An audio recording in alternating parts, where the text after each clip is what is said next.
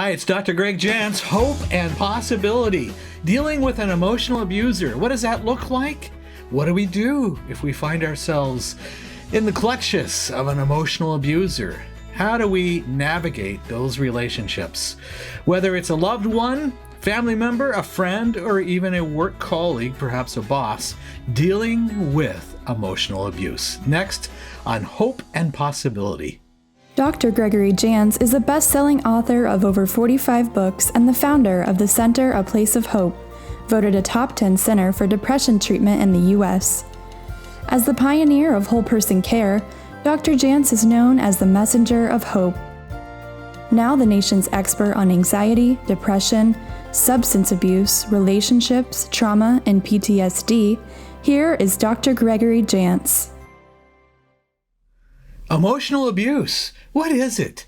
We hear a lot about physical abuse, domestic violence, even sexual abuse, early childhood traumas, and the word abuse can be kind of tossed around, and yet abuse is significant.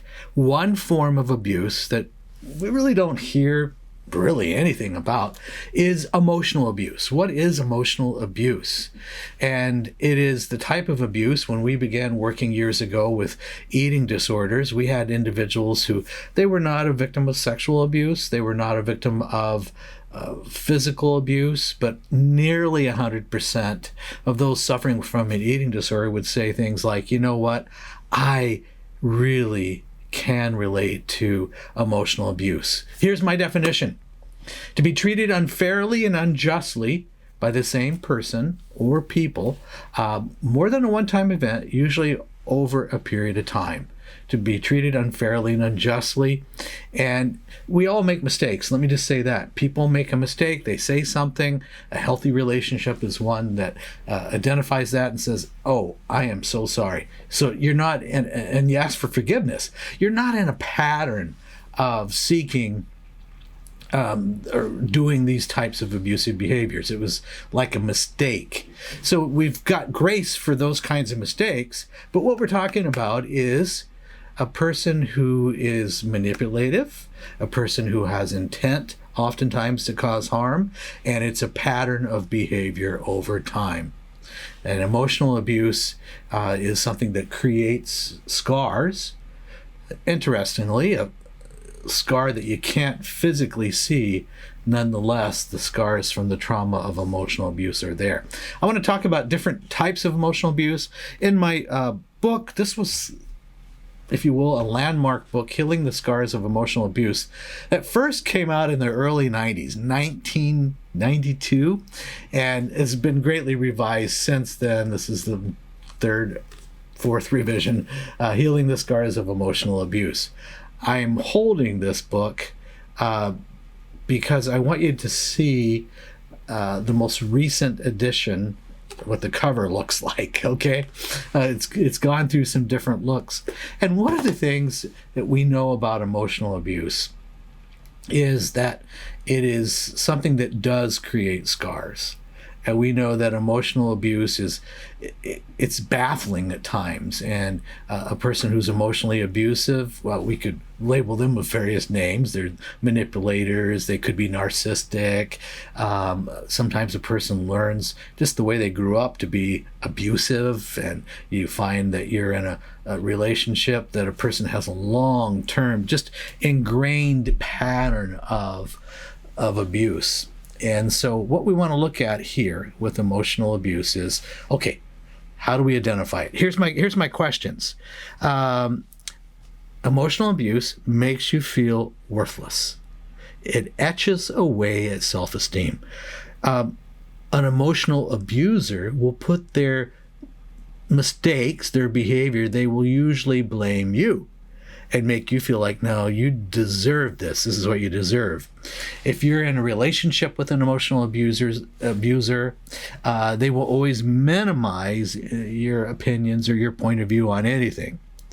An emotional abuser may indicate threats of physical or sexual abuse. They're like the threat is always there.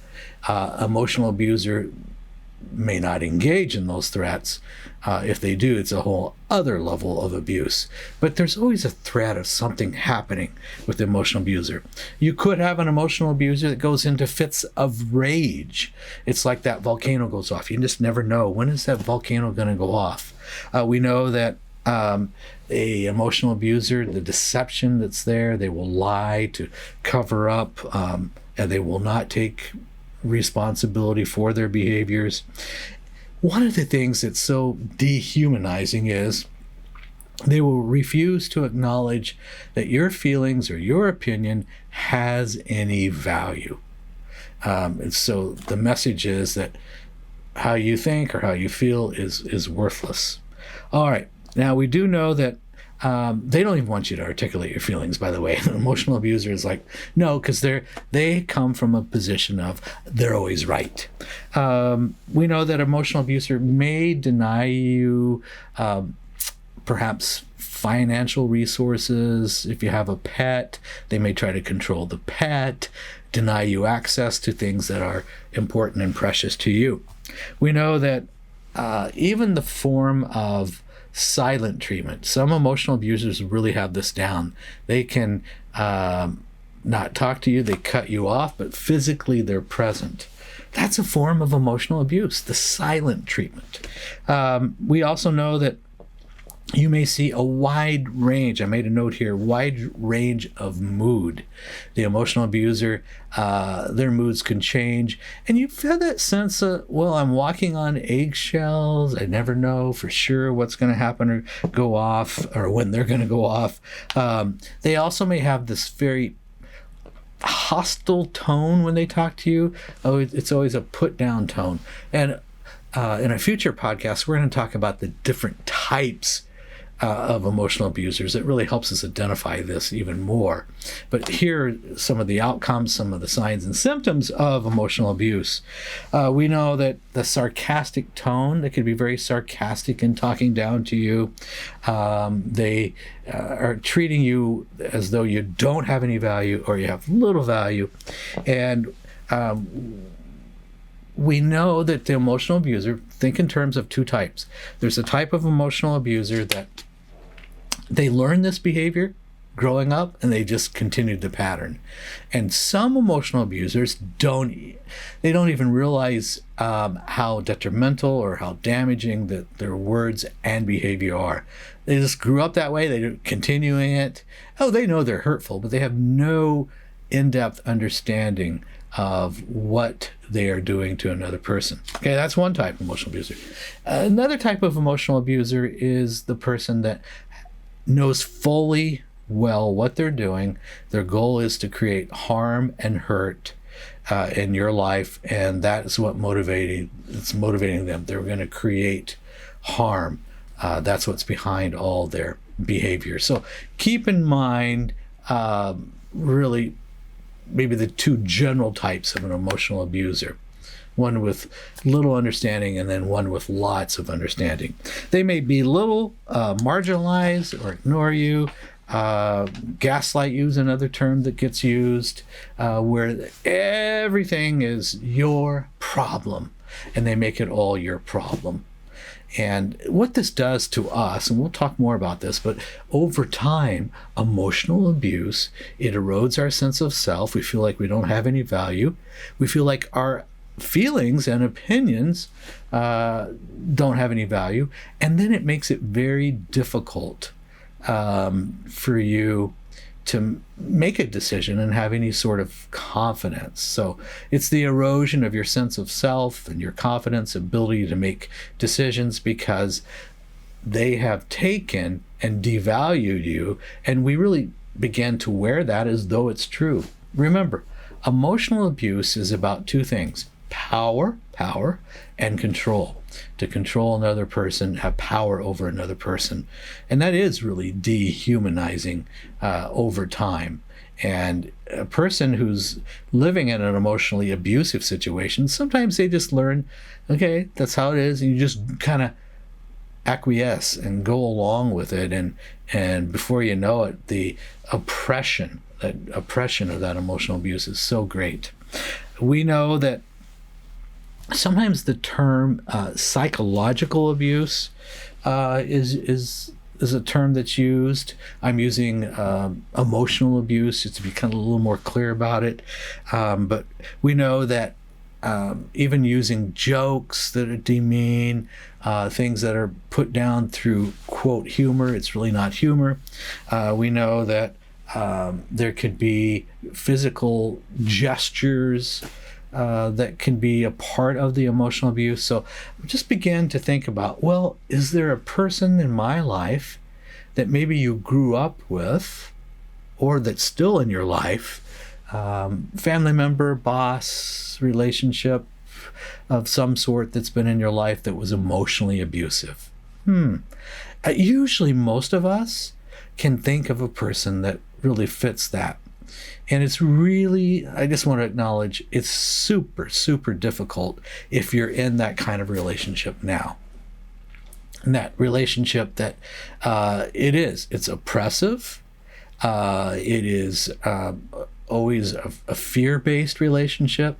You may find yourself suffering from just some chronic anxiety and depression. We may also find that emotional abuse creates a lot of physical issues for you. Digestive system, headaches.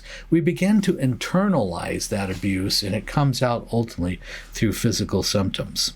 We know that the word blame and to gaslight or make you feel that you're responsible for everything is a big part of this. Now, you can look at emotional abuse maybe on a continuum from mild to medium to worse, but really over time, the abuser, as they're able to get away with more and more, it does kind of just progress.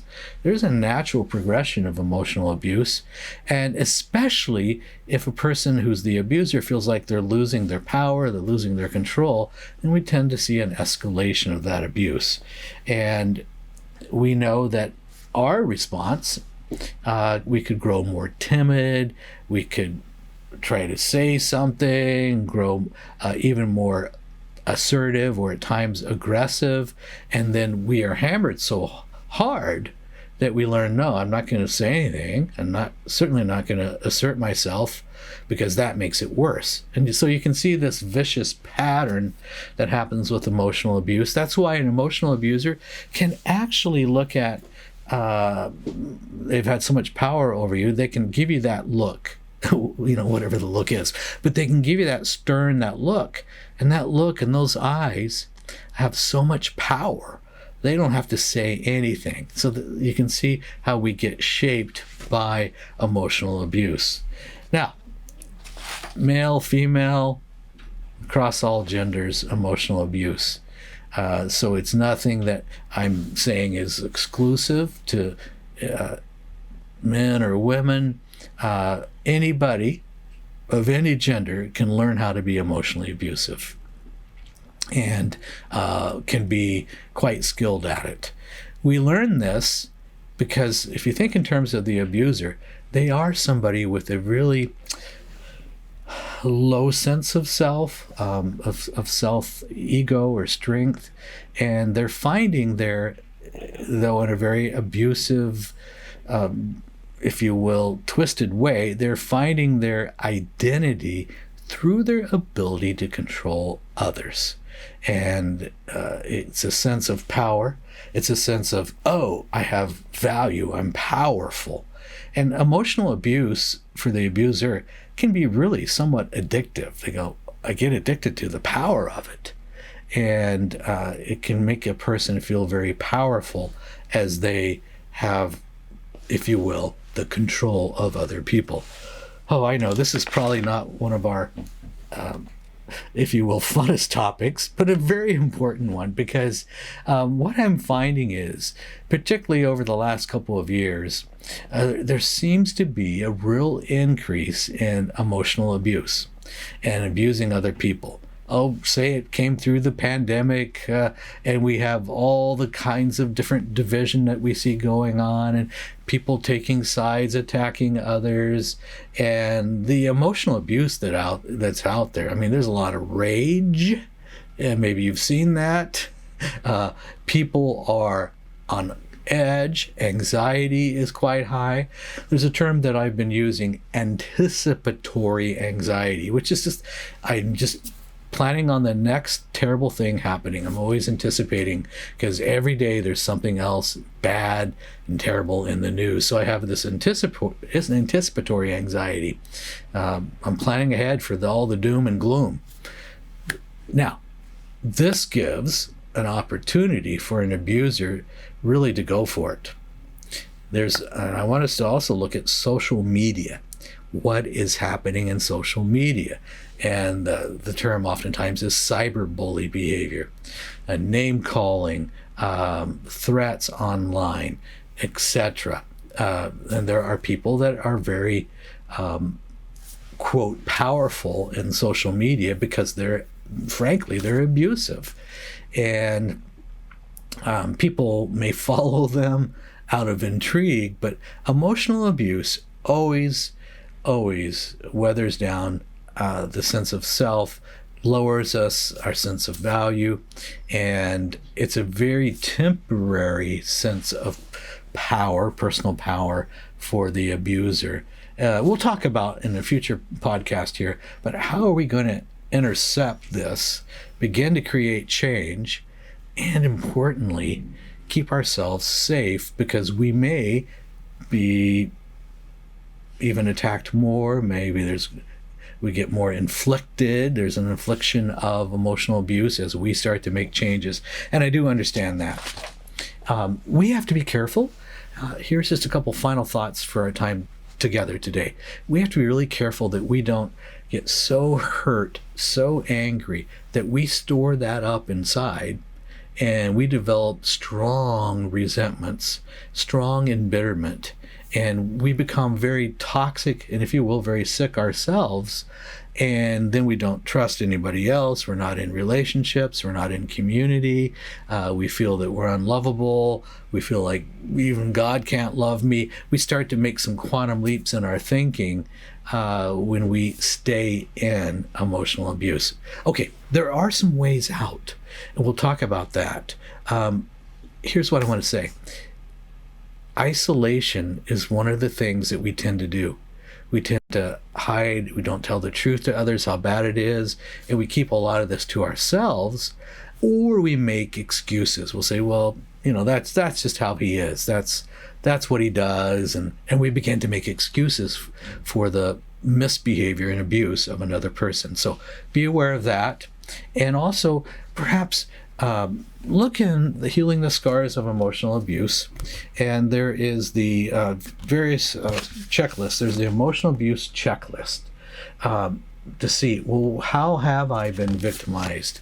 How has this affected me? What are the things that I've experienced? And then importantly, how long have I experienced these in my life? And then you begin to look at what are the effects of these in my life.